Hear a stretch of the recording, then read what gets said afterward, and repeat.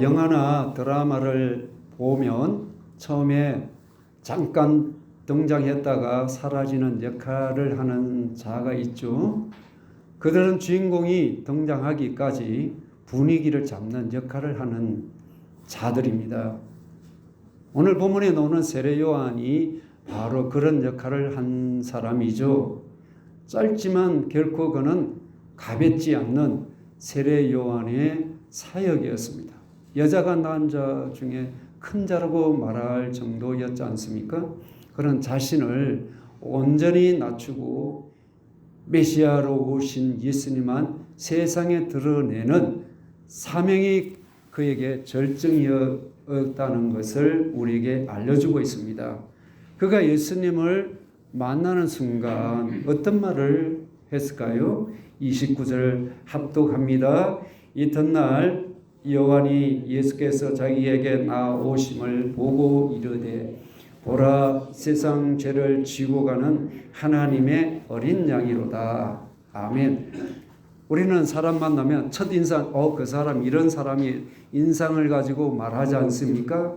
근데 세례 요한은 인상을 보는 거 아니라 우리가 눈으로 보는 그 너머를 보고 뭐라고 합니까? 그 보는 순간 세상 죄를 지고 가는 하나님의 어린 양이라고 말하고 있습니다.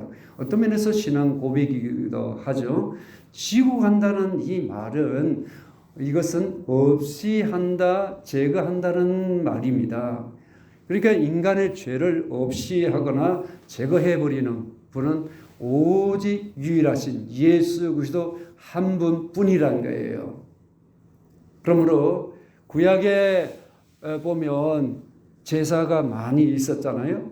근데 히브리서 10장을 보게 되면 그 제사는 죄를 없이 하는 것이 아니라 오히려 죄를 생각나게 한다고 성경은 그렇게 말씀하고 있습니다.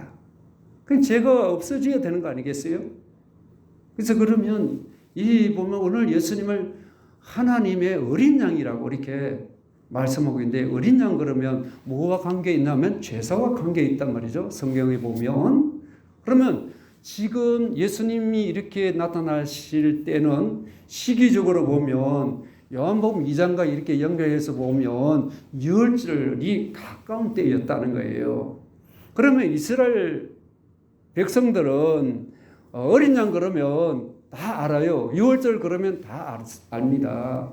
이스라엘 자손들이 이집트에서 노예로 살고 있었을 때 그때에 하나님께서 모세를 보내셔가지고 어린 양을 잡아서 문설주에 피를 바르게 되면 그 모든 장자가 있는 집에 사람은 죽지 않고 죽음이 지나간다는 말이죠.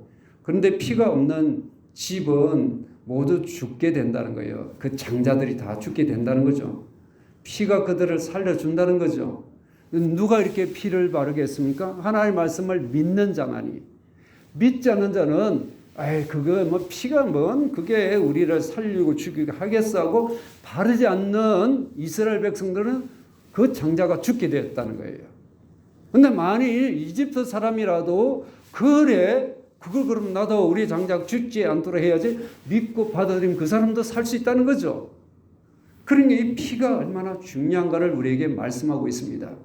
유월절은 이스라엘 백성들이 400년 이렇게 이집트에서 노예로 살고 있을 때 하나님께서 모세를 통해서 이스라엘 백성들을 구원하시기 위하여 10가지 재앙을 내리지 않습니까? 근데 마지막 재앙이 장자가 죽는 무슨 재앙이었지 않습니까? 장자가 죽는 것은 그 집안의 모든 자녀가 죽는다는 의미가 있는 것이죠.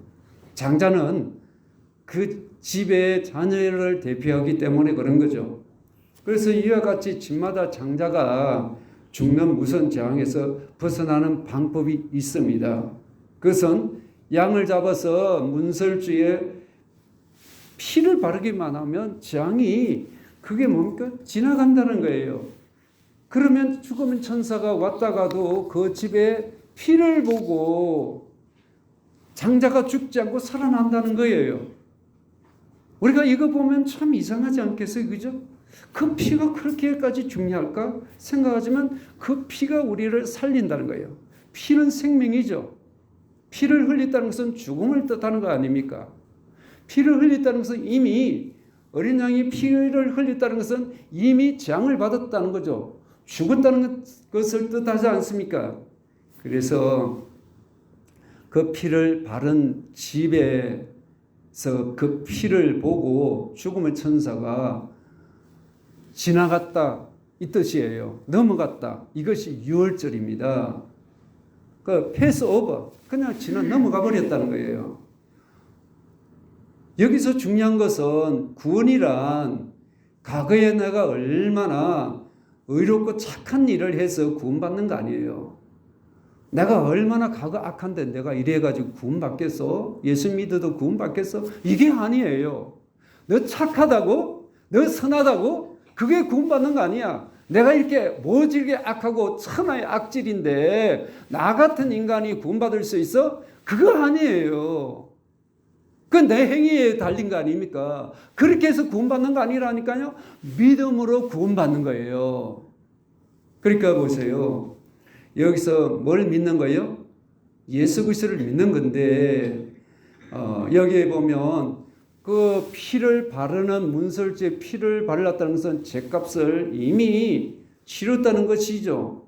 그래서 재앙이 넘어갔다는 것처럼 예수님을 믿는다는 것이 바로 이것이라는 거예요. 다시 말하면 예수님 믿는다는 것은 십자가에 나를 대신하여 피를 흘리셨잖아요.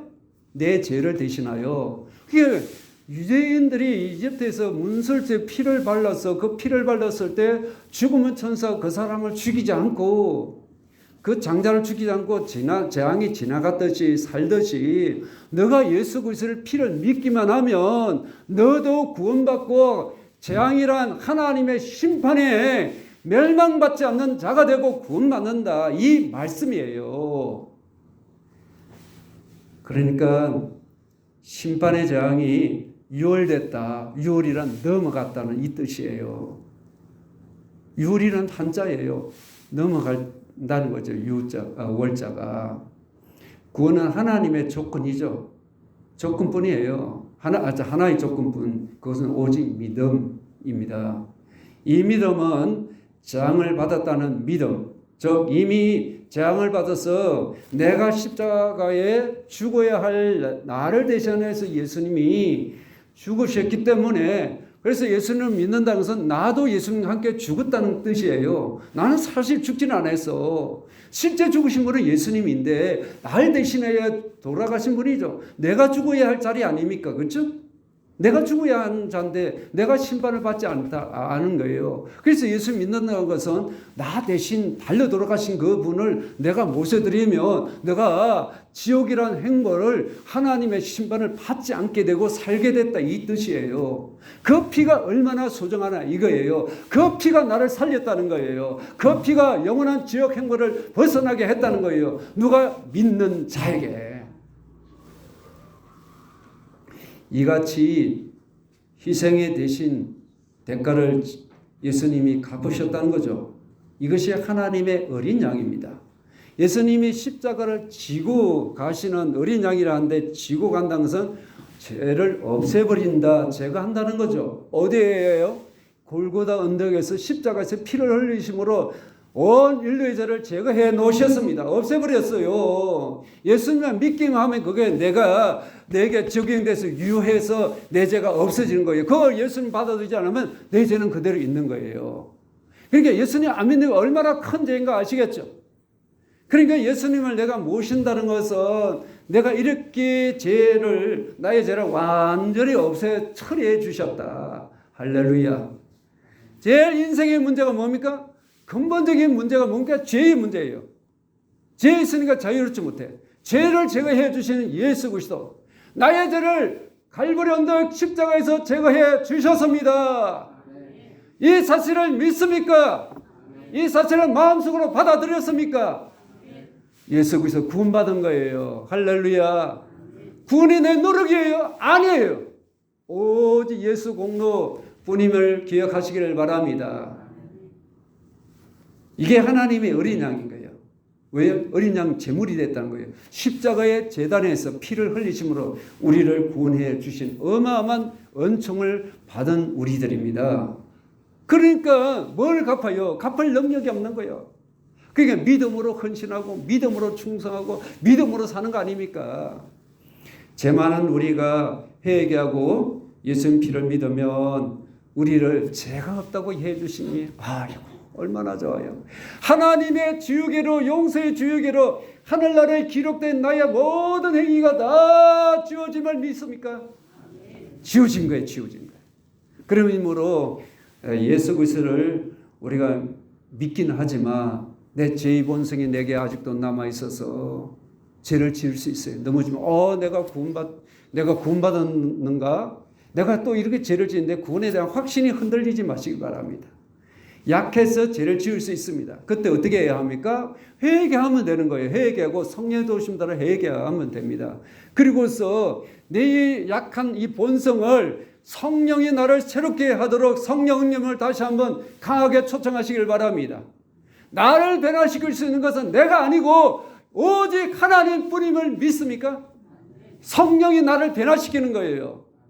근데 내가 어떻게 뭘 돌을 닦아서 수행해가지고 뭘 해가지고 아니에요. 오직 그분만이 나의 죄악을 담당하시고 나의 모든 죄를 사해 주시는 하나님만이 내 죄를 씻어줄 수가 있으십니다. 나의 죄가 주홍같이 붉을지라도 뭐같이 희게 됩니까? 양털처럼 희게 된다고 했습니다. 주홍같이 붉은 나의 죄가 뭐처럼 희게 됩니까? 흰눈처럼 희게 된다는 거예요. 어떤 죄예요? 누구한테 말 못하는 내가 이게 평생 이게 안고 죽어야 할 거 누구한테 내놓지 못하는 죄가 있습니까? 하나님께 내놓으시고 그걸 내놓으시면 내 죄를 사해 주시는 분이십니다. 그분 앞에 모든 것 이게 간썰개로 다 내놓듯이 내놓으시기를 바랍니다. 아니 의사한테 가면 어때요? 의사가 시키는 데 다 해야 돼. 옷 벗으라면 벗어야 돼요. 가슴장 내놓으라면 다 누구든지 내놔야 돼. 왜 그렇게 하나님께 못 내놔요? 내 가슴을 활짝 하나님께 내놓으시기를 바랍니다. 내 속에 있는 죄의 덩어리를 싹 잘라서 뽑아서 십자가에서 처리해 주신 주님으로 여러분 충만하기를 바랍니다. 그 주님이 나를 살려놓으셨어. 나를 구원하셨어요. 그런데 우리는 흔히 예수님을 통해서 복받을 생각 주세요. 이게 아니에요. 그는 부차적인 거예요. 가장 중요한 건 나를 위하여 피 흘리셔서 제물의 관계로 알아야 한다는 거예요. 그것이 믿음인 거예요. 주님 나를 위해서 피 흘리신 십자가의 제단에 제물이 된 거 아닙니까? 하나님 어린 양으로 구약 말하면 번제단화가 예수 그리스도 거기다가 짐승을 잡아서 죽여서 피 흘리고 태우고 하는 이 일을 예수님이 친히 이렇게 짐승이 아닌 친히 인간의 몸을 입고 하나님이신 거 보니 십자가에서 이 문제를 인류의 죄를 나의 죄를 처리해 놓으셨다는 거예요. 이보다 복이 있는 거 어디 있습니까? 예수 믿는 거? 다시 말하면 제물이 죽는 것을 보면서 내가 저렇게 죽는거나 구약시대에 제물을 잡아서 죽이지 않습니까? 그죠? 내 대신에 제물을 하나님께 드린 거 아닙니까? 그러니까 십자가에 예수님이 못 박혀 돌아가신 것을 바라볼 때마다 내가 이렇게 죽는 거구나 이걸 경험해야 된다는 겁니다. 이 십자가를 볼 때마다 내가 십자가 안에서 죽어야 한다는 것을 깨닫는 거죠. 혹시 내 마음 가운데 근심이 있습니까? 죽어야 하는 거예요. 어디에요? 십자가에서. 내 이 근심을 십자가 앞에 내려놓으라 죽이라 이거예요. 내 스스로 못하니까 성령의 도심으로 죽이기를 바랍니다. 두려움이 있습니까? 두려움도 마찬가지예요. 십자가 앞에 다시 내가 죽어야 된다는 거예요. 두려움, 근심, 내가 이렇게 움켜쥐고 있는 거 아닙니까? 그걸 주님 앞에 내놓고 죽여야 되는데 죽이지 않고 내가 움켜 있어 이렇게. 어둠의 그림자가 있습니까? 그것도 십자가 내놓으셔야 하는 거예요. 할렐루야. 내가 움켜들고 이렇게 저렇게 하려고 몸부림치는 거 아니에요. 신앙은 다 하나님께 내놓고 하나님 앞에 처리되기를 바랍니다. 그게 믿음이라니까요. 왜 내가 움켜잡고 내가 몸부림치고 이렇게 할까 저렇게 할까? 아니에요. 내 아버지가 하나님이세요. 내 문제를 처리하신 분이 예수 그리스도입니다. 그분에게 맡기는 게 믿음 아닙니까? 그죠? 믿음이란 맡긴다는 거예요. 신뢰한다는 거예요. 의심하지 않고 정직하게 진실에게 맡기는 자가 구원받은 자로서 그렇게 살아가는 것이죠. 그래서 사도 바울은 뭐라 합니까? 예수 그리스도와 함께 십자가에 못 박혔다고 고백하고 있지 않습니까? 마틴 루터 종교개혁자는 세례는 날마다 십자가에 죽이는 거라고 말하고 있습니다. 날마다 내가 세례를 받는다는 것은 날마다 내가 죽는다는 뜻이에요. 세례 받는 거 왜 받아요? 나는 이제 죽었다, 죄에 대해서 죽은 자다 이 뜻 아닙니까? 나는 예수를 위해 살겠다. 이게 하나님 의가 내 안에 들어오는 거 아닙니까? 그런 자가 예수님을 믿는 자이죠. 예수님이 십자가에 달려 돌아가셨기에 우리가 하나님께 나갈 수 있는 거죠. 죄 때문에 하나님과 우리 관계가 딱 막혀 있어요. 근데 그 관계를 허물어 부른 것이 예수님의 십자가이죠. 관계를 열어놓으신 거예요. 십자가는 하늘로 가는 천국의 사닥다리이죠. 하나님께로 나아가는 길이죠. 어마어마한 이 사건을 깊이 경험하고 그 놀라운 은혜가 여러분 우리 모두에게 있기를 바랍니다. 예수님께서 우리를 대신하여 죽지 아니하셨다면 모든 사람은 죄 가운데 살다가 그냥 멸망받는 거예요. 누구든지 예수님 믿기만 하면 구원받는 것이죠. 오늘도 예수님을 모르는 수많은 사람들이 우리 주변에 많습니다. 그 사람들 죄 아래에 살아가기 때문에 소망이 없는 거예요. 세상에 물질을 많이 갖고 있다, 부유하다, 권력을 잡았다, 학문도 뛰어났다. 세상 볼 때는 대단하지만 예수 그리스도가 없으면 소망이 없는 사람이라는 거예요. 그게 불안할 거 하나도 없습니다. 내가 가지고 있는 거 그거 하나님 나라에 영원히 가는 것도 아니죠. 세상에 있는 것뿐이에요. 오직 예수 그리스도만이 영원하신 분이기에 영원한 이름 붙들고 나아가기를 바랍니다. 우리는 예수님의 구속의 은혜로 죄에서 구원받은 자입니다. 그러기에 우리는 그때마다 성령의 도우심 따라 성 역사 따라 예수님을 더 깊이 알아가고 내 속의 죄성을 날마다 십자가 옆에 내놓고 회개하면서 날마다 예수님 닮아가기를 바랍니다. 성의 역사 아니고는 예수님을 제대로 우리가 알 수 없고 체험할 수가 없어요. 오늘 세례 요한도 보면 그런 면을 볼 수 있거든요. 31절입니다. 다 같이요. 시작. 나도 그를 알지 못하였으나 내가 와서 물로 세례를 베푸는 것은 그를 이스라엘에 나타내려 함이라 하니라. 아멘. 예수님께서 세례 요한한테 이렇게 오기까지는 예수님 대해서 알지 못했다고 합니다. 사실 예수님하고 세례 요한은 육신적으로는 친척 관계예요. 예수님 모른다는 것은 이건 뭐예요? 이분이 메시아이신 줄 몰랐다는 거예요. 성령으로 잉태하고 특별한 분인 것은 나름대로 들어서 알고 있었지만 세례 요한이 친척이니까 알게 될 거 아닙니까? 근데 깊이 이분이 하나님이신, 인간 몸을 입고 하나님이신 줄 몰랐다는 거예요. 성령이 아니고는 알 수 없었다는 거예요. 근데 자기한테 물 세례를 받으러 왔다고 이렇게 하니까 안 됩니다. 물 세례는 누가 받는 거예요? 의인이 받는 거예요? 죄인이 받는 거예요? 죄인이 받는 거 아닙니까? 죄인이 나는 하나님 앞에 죄를 지었습니다. 나 용서해 주시고 나를 구원해 주십시오. 나 살려 주십시오 하고 예수님 믿기를 원하는 사람에게 물 세례를 주는 거 아니겠습니까? 예수님이 물 세례를 받으러 오셨다는 것은 예수님 죄가 있는 거예요? 아니란 거예요. 왜 그러면 세례를 이렇게 주셔야 합니까? 마태복음 3장에서는 물 세례를 줘야 된다. 하나님의 의를 나타내기 위한 것이다 라고 말씀하거든요. 왜 예수님 십자가 이게 세례를 받는 것은 십자가의 죽으심을 뜻하는 거 아닙니까? 십자가 죽으시고 부활하실 때 우리의 십자가 죽으신 건 우리의 죄를 사하시고 부활하신 것은 우리의 의가 되는 거 아닙니까? 그죠? 우리 의가 되기 위해서 십자가를 지시는 거 아닙니까? 그죠? 그렇다면 오늘 본문에서는 왜 그러면 세례를 받으셔야 하는 이유가 뭡니까? 그를 이스라엘에 나타내려고 하시는다고 말씀하고 있죠. 그러면 예수님은 이스라엘에 감춰졌다는 거예요. 예수님이 지금 메시아로 딱 갈릴리 촌에 딱 있으니까 아무도 몰라. 메시아인지도 몰라. 세례 요한도 몰랐어요. 근데 그가 예수님이 자기 앞으로 이렇게 오시는 것을 보고 이분이 바로 이스라엘 나타나야 할 분 메시아라는 것을 알려주고 있다는 것이죠.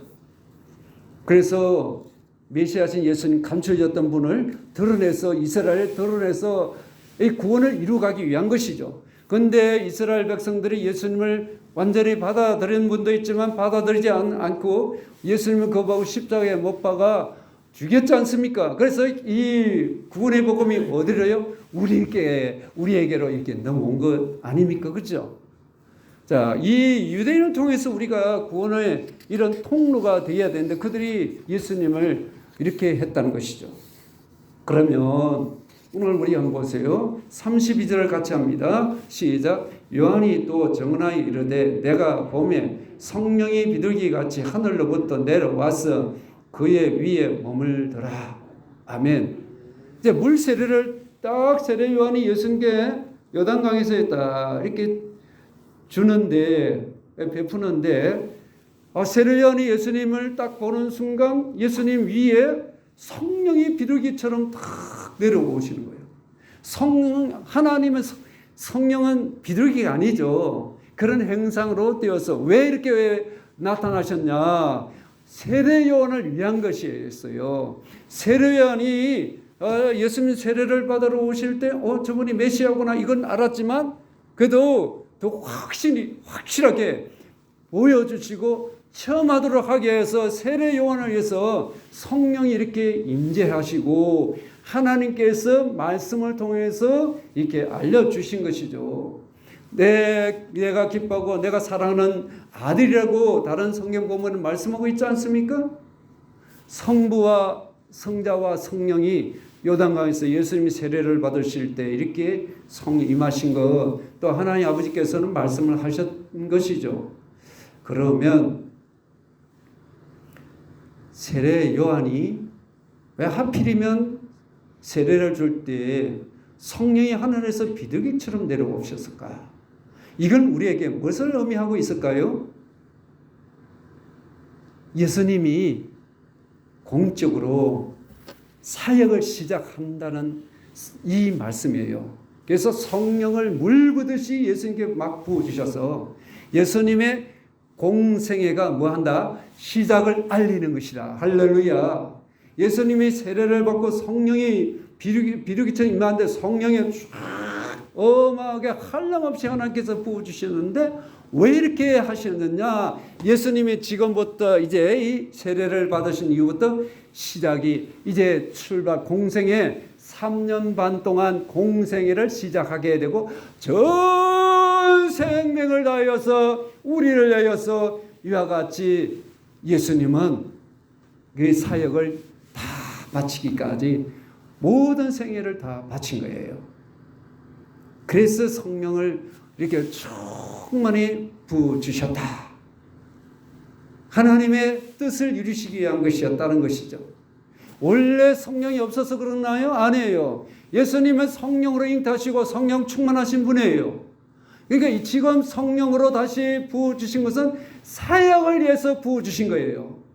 원래 성령이 부어주시고 충만한 분인데 왜 또 성령을 부어주시나? 없어서가 아니고 약해서도 아니고 성령을 다시 부어주신 것은 예수님이 하나님의 일을 위한 사역을 위한 성령을 부어주신 것이다. 할렐루야.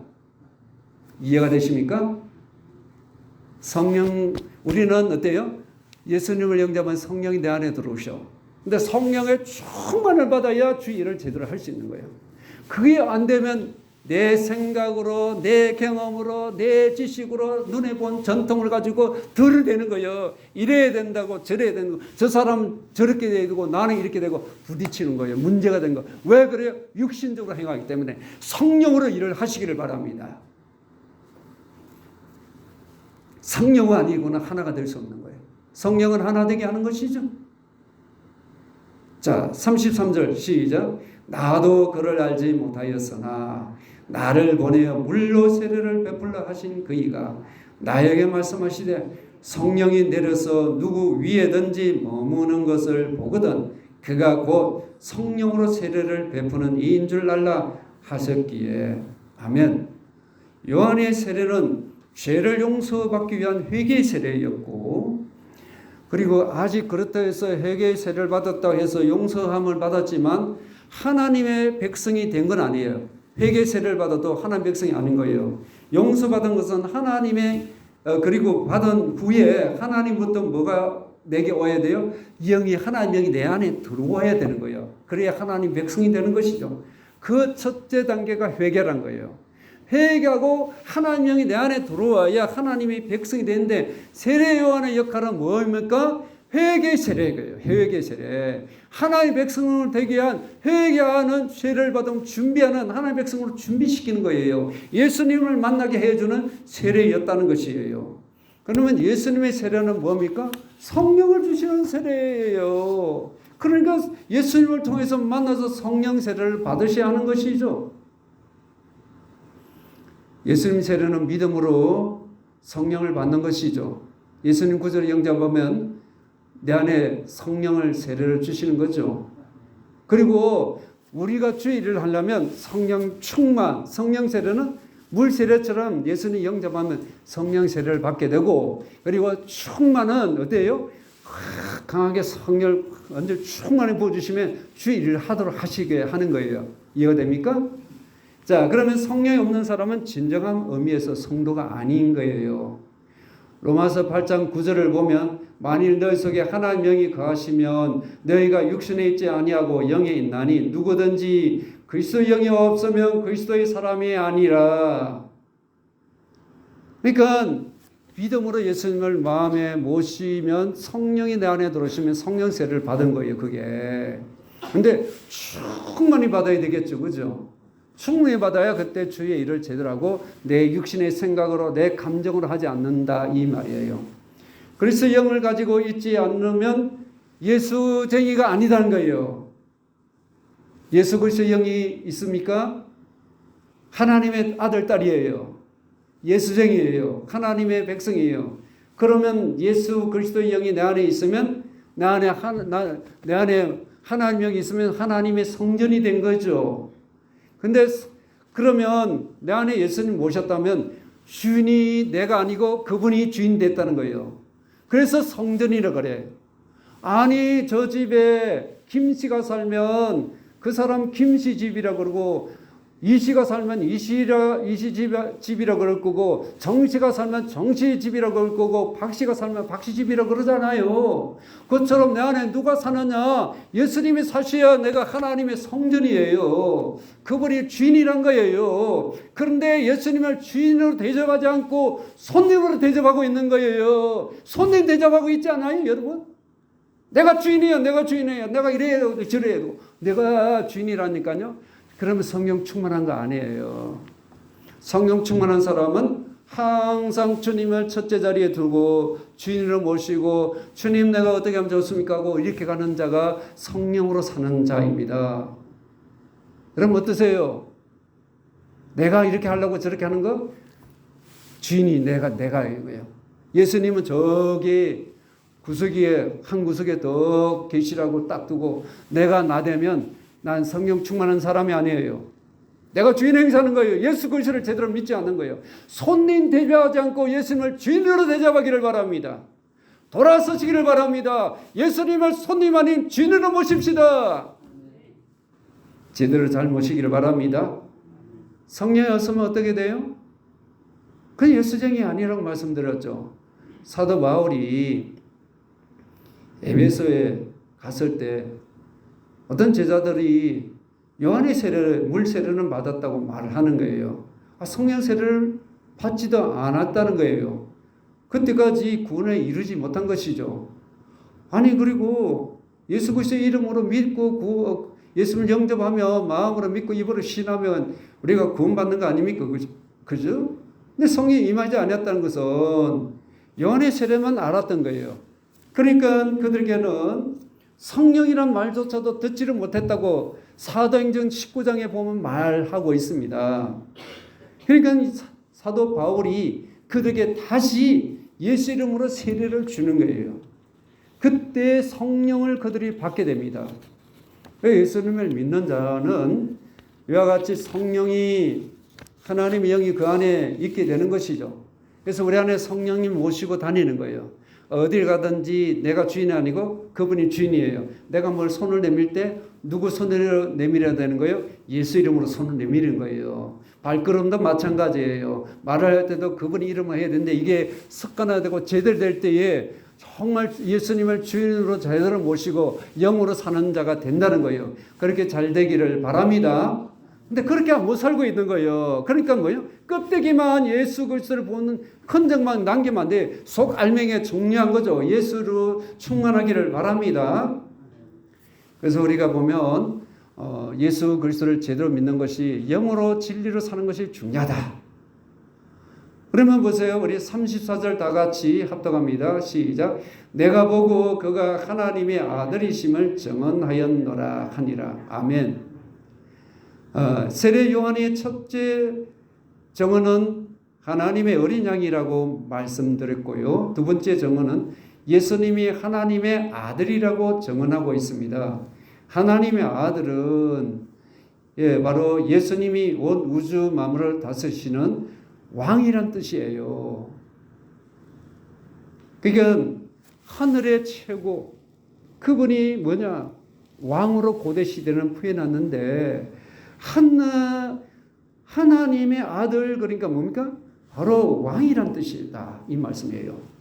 그러면 이 말씀 보면 하나님의 말씀이 육신이 되어 우리 가운데 나타나신 분이 예수님이시죠.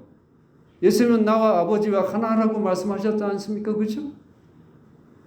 죄인인 우리는 왕이신 예수 그리스도께 순종해야 합니다. 그분의 통치를 받으셔야 합니다.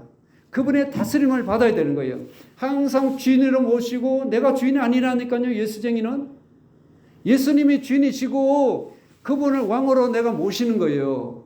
하나님 나라의 왕이시죠.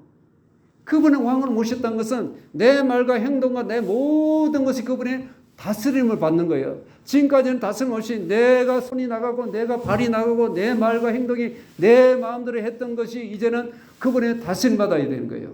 하나님 제가 이렇게 말해도 됩니까? 이렇게 손 내밀어서 이렇게 해도 됩니까? 이 일을 해도 됩니까? 발걸음이 됩니까? 이렇게 하면 난 로봇이야? 디디디 로봇이야? 그건 아니에요. 인격적으로 주님을 모시고 섬기고 주님께 인격적으로 가서 하나님 제가 이렇게 해도 되겠습니까? 하고 영으로 그분이 여쭤보시고 인격적으로 반응하기를 바랍니다. 순종할 때 그리고 이와 같이 예수님을 주인으로 왕으로 이렇게 모신 자가 진정으로 믿는 것이다. 이 기초가 제대로 되어 있어야 하는 거예요.